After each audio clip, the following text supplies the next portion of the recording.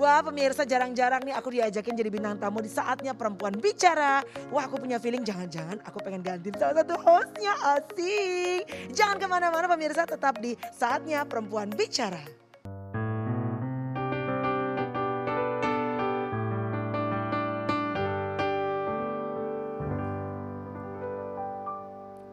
Halo pemirsa, terima kasih masih setia di saatnya perempuan bicara.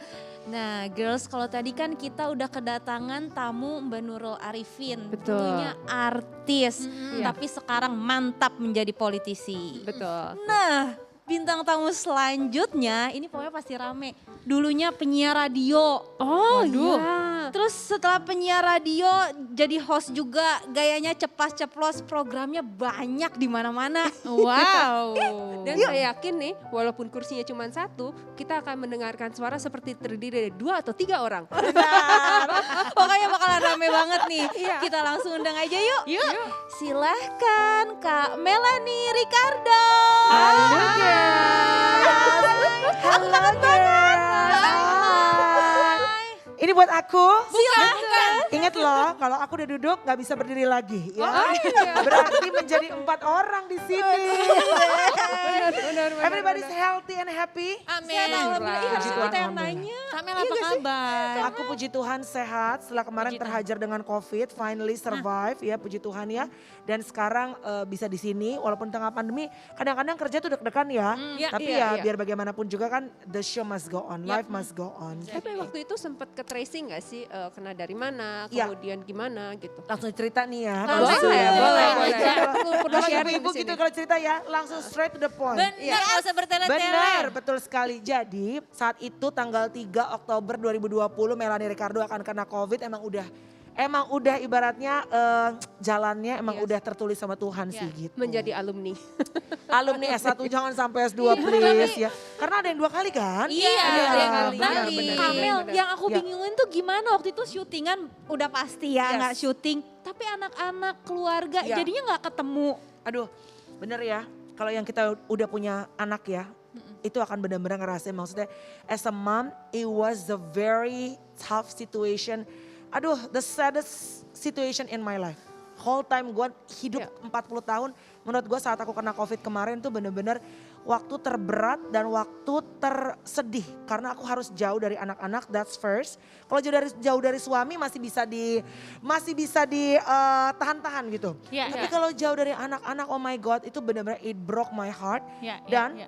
ini dia nih, COVID ini benar-benar mengajarkan kita bahwa kita datang ke dunia sendiri, pulang juga akan sendiri. Nah, Kak Melanie sempat mengalami COVID hingga dirawat di rumah sakit Iya. sampai hampir 2 bulan gak ketemu sama anak. Itu mungkin salah satu dari banyak sekali struggles yang harus dirasakan Oh, ketika iya. kita kena COVID. Yes. Bisa diceritain gak sih what kind of struggles that you had to face gitu selain gak ketemu sama anak? Is there a financial struggle atau mungkin we don't know, apapun itu Iya. apa aja sih supaya masyarakat juga tahu kalau kena COVID tuh nggak sekedar kita sakit terus dirawat, banyak sekali Iya. yang jadi ekornya yang harus Iya. kita hadapi. Itu. Waktu aku kena COVID itu insurance belum bisa cover penuh. Terus tapi pada saat itu, saat di hospital itu kan lama banget ya dan sendirian bingung mau ngapain. Banyak waktu ngobrol sama Tuhan. And then at that time I felt that God talking to me.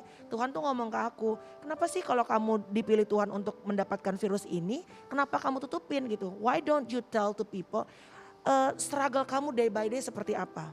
Terus aku pikir, tapi kalau gue dijauhin gimana? Ya udahlah, it's okay. At least aku pengen menjadi salah satu public figure yang membuka diri bahwa COVID is actually exist gitu. Ya, ada benar-benar banget nih ada. virusnya.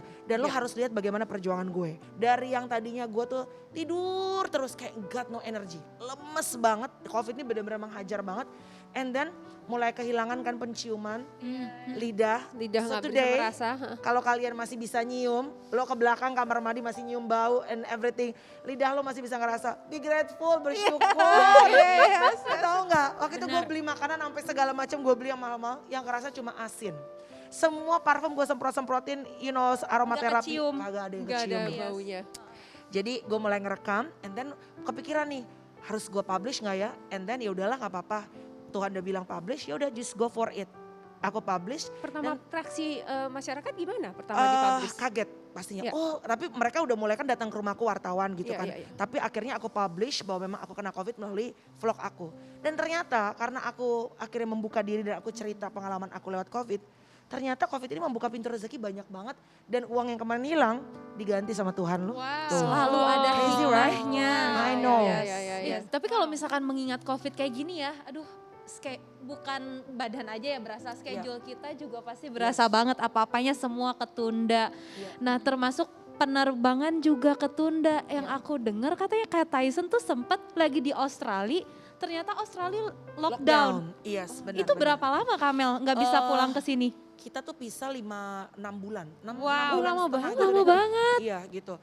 Tapi ngomong-ngomong, kalau melihat kisahnya Melanie dengan Tyson, ini banyak orang yang ngiri, waduh perkawinan sudah 10 tahun gitu Yes. berjalan dengan baik.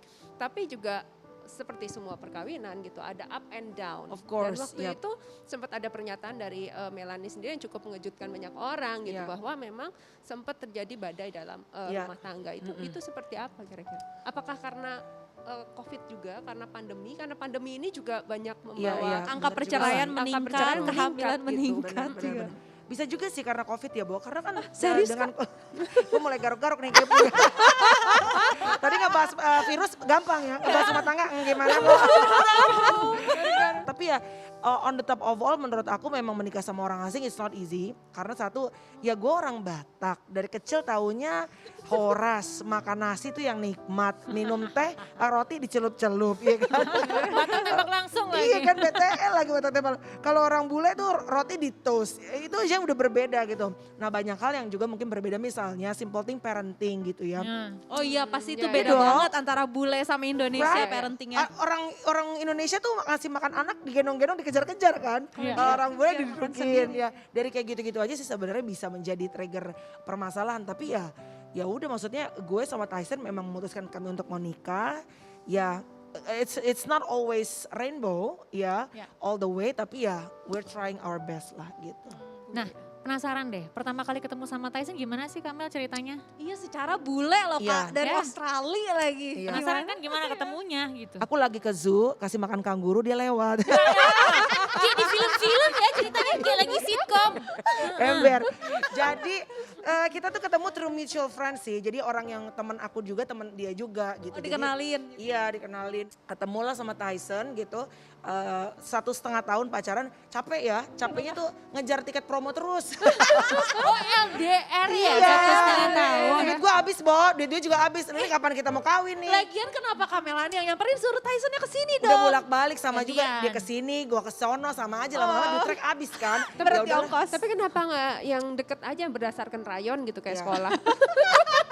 Rayon lo, Masih jauh angkatan berapa sih Olga rayon lo? Ya, Gak udah gak ada rayon gak? dia nggak tahu rayon apa, coba kasih tahu rayon apa. Rayon yang suka makanin ini nih kayu, rayon. Bukan itu rayap. Rayap Itu mah. Aduh rayon keluar loh Bo. Rayon apaan sih? Rayon tuh maksudnya satu lingkungan gitu loh kalau sekolahan iya, dulu. satu Aduh si Olga, aduh kita udah Harvard gak udah gak ngerti rayon. Gila deh rayon. Ya nggak tahu lah maksudnya along the way ternyata Tuhan ngasih jodohnya ada orang botak di seberang benua padahal di Jakarta juga banyak ya Nek. Tapi ya nggak tahu.